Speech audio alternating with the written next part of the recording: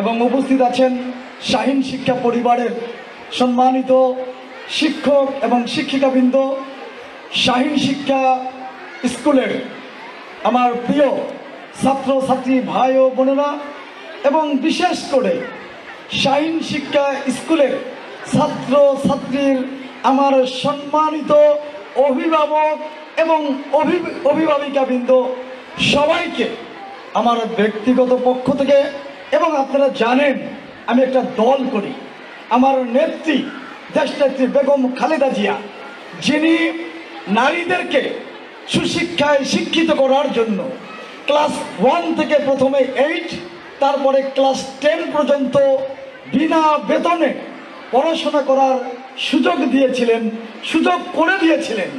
বাংলাদেশের প্রথম মহিলা প্রধানমন্ত্রী আমাদের নেত্রী দেশনেত্রী বেগম খালেদা জিয়ার পক্ষ থেকে আপনাদের অভিনন্দন এবং শুভেচ্ছা জানাই।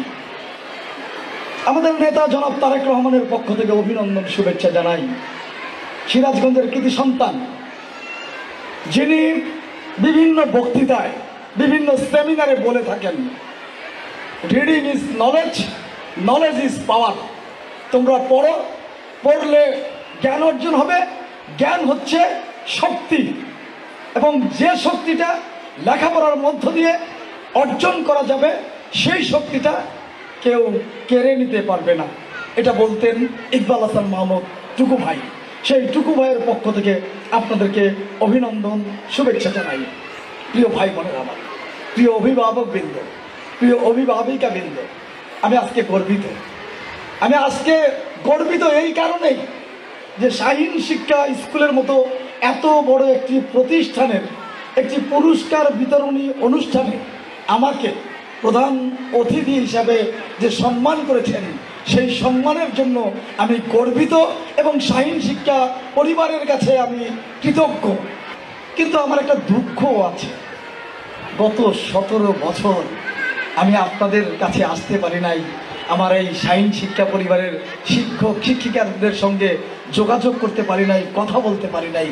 কারণ হলো, আপনারা সবাই জানেন এই দেশে একটি ফ্যাসিবাদী সরকার ছিল, অগণতান্ত্রিক সরকার ছিল, যে সরকার বিভিন্ন সময় নিজেদের সকল প্রতিষ্ঠানকে নিজেদের কর্ম বাস্তবায়ন করার জন্য সকল প্রতিষ্ঠানকে দলীয়করণ করেছিল, এবং সেটার প্রতিবাদ করতে গিয়ে আমাকে বেশিরভাগ সময় জেলখানায় কাটাতে হয়েছে। যখন স্কুল চলেছে তখন আমার শিক্ষকরা দেখেছেন আমি বেশিরভাগ সময় জেলখানাতে থেকেছি, যার কারণে এই প্রতিষ্ঠানের সঙ্গে আমার যোগাযোগটা অনেক কমে গিয়েছিল। তো আজকে মহান আল্লাহর দরবারে শুকরিয়া আদায় করছি, সেই প্রতিষ্ঠানেরই একটি পুরস্কার বিতরণী অনুষ্ঠানে আমি আজকে প্রধান অতিথি হিসেবে এসেছি। আল্লাহর দরবারে শুকরিয়া আদায় করছি। মহান আল্লাহ বলেছেন, রাজত্বের মালিক আমি, যাকে খুশি তাকে রাজত্ব দিতে পারি, যখন খুশি তখন সেই রাজত্ব কেড়ে নিতে পারি, যাকে খুশি তখন সম্মান দিতে পারি, যখন খুশি তখন সেই সম্মান কেড়ে নিতে পারি। আমি সেই আল্লাহর দরবারে শুকরিয়া আদায় করছি। কুপন এই পাশে একটা ঝুলি দেখা যাবে, আর একটা কোথায় দ্রুত মঞ্চে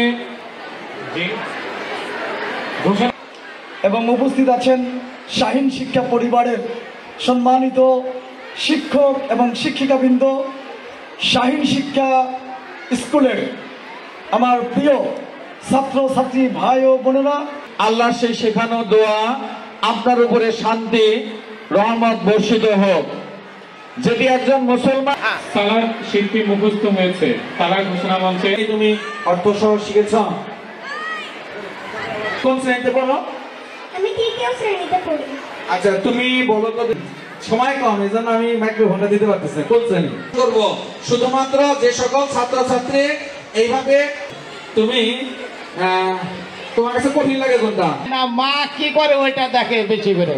এরকম আমরা পড়ার সময় বাচ্চার মাকে দূরে থাকতে হবে মোবাইল থেকে। বাচ্চাকে মোবাইলে সাধারণত বাচ্চারা খারাপ জিনিস 5, 6, 7 এর বাচ্চারা দেখে। আগে